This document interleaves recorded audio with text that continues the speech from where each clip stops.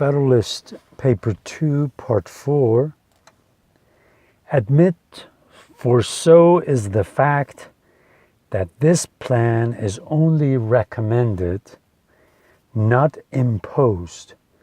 Yet let it be remembered that it is neither recommended to blind approbation nor to blind reprobation, but to that sedate and candid consideration which the magnitude and importance of the subjects demand, and which it certainly ought to receive.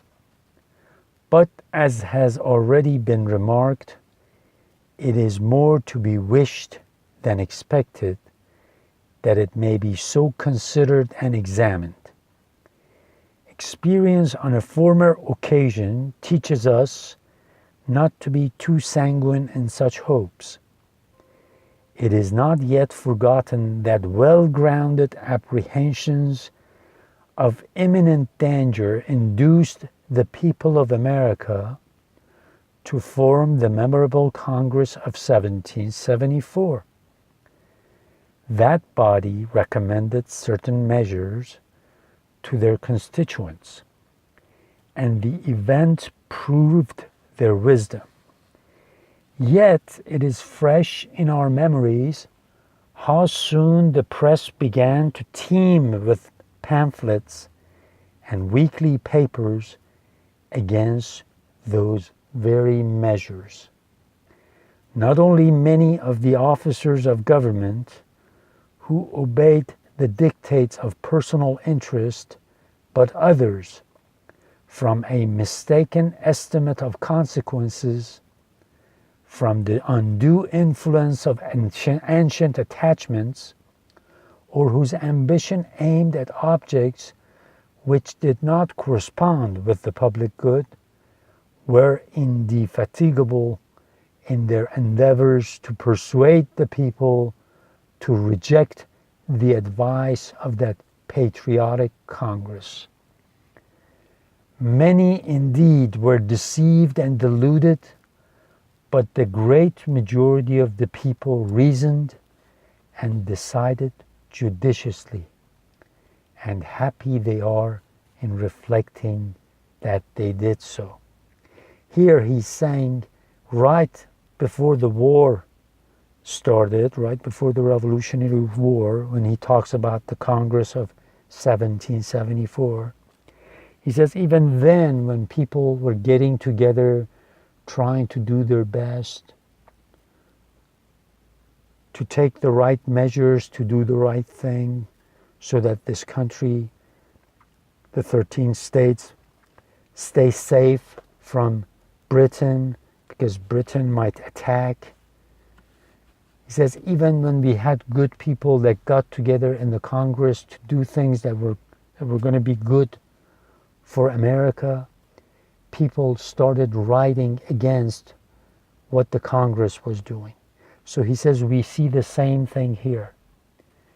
Now that we have got together in the Constitutional Convention of 1787 in Philadelphia, we had all these people that are truly patriotic. They love America.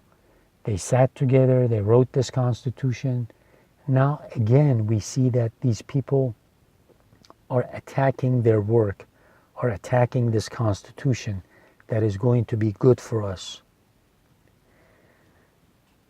Then I'll continue. They considered that the Congress was composed of many wise and experienced men, that, being convened from different parts of the country, they brought with them and communicated to each other a variety of useful information, that in the course of the time that they passed together in inquiring into and discussing the true interests of their country, they must have acquired a very accurate knowledge on that head, that they were individually interested in public liberty and prosperity, and therefore that it was not less their inclination than their duty to recommend only such measures as, after the most mature deliberations, they really thought prudent and advisable.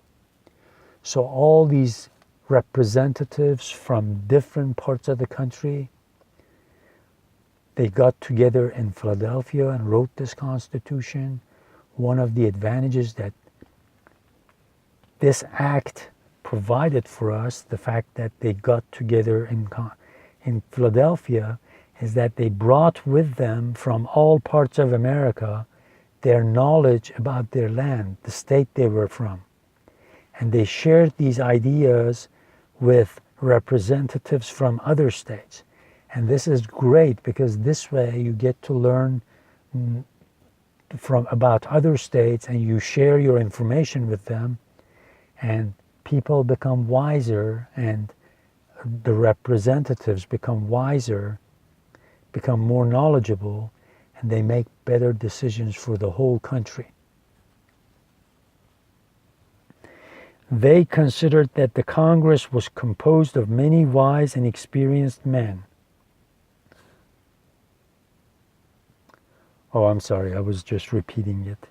So anyways, he's talking about the advantages of having all these wise, knowledgeable people go to Philadelphia and write this Constitution, because this Constitution now reflects the knowledge and information, the knowledge of the representatives and information that they all brought with them from different parts of the state.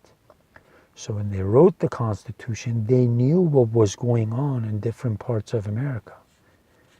And it's reflected in the Constitution. That's why it's become a great document, he says.